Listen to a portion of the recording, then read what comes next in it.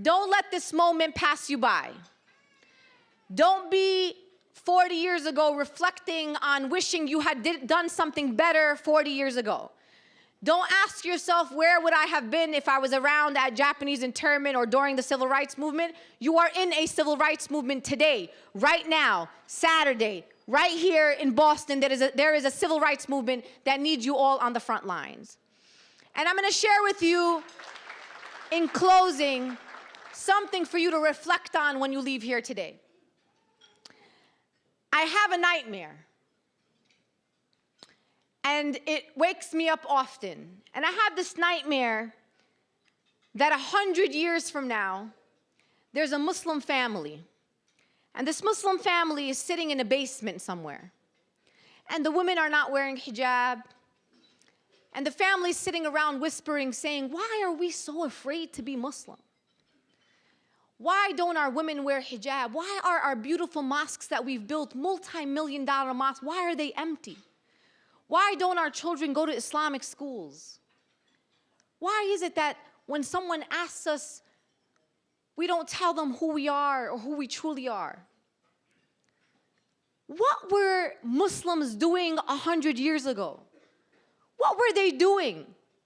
Why were they not fighting for our rights? Why didn't they stand up boldly and courageously? Sisters and brothers, I am haunted by this nightmare.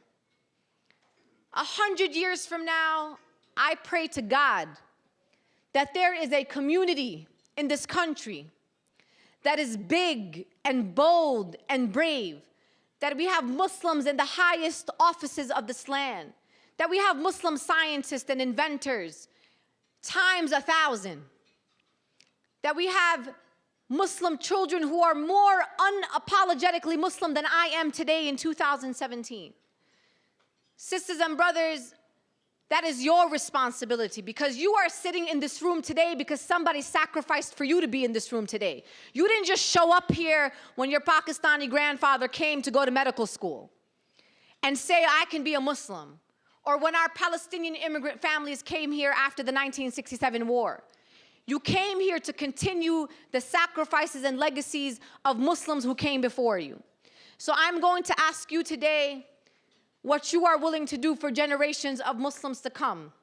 And I believe wholeheartedly that a part of that is supporting institutions like CAIR, who are standing boldly to defend the rights of Muslims, but by default, to protect the rights of all Americans.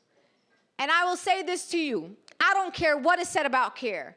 I am a 150% supporter of CAIR, and I will ensure that my voice stays loud and clear in defense of the great work of CAIR and in the defense of anyone who's willing to put themselves on the line for freedom and true democracy that includes every single one of us. May Allah bless you all, sisters and brothers. May He protect us all. May He protect our children, our institutions, our families, and may He instill in all of us the moral courage that we need at this moment more than ever. Thank you to CAIR and to all those on the front line. Assalamu alaikum.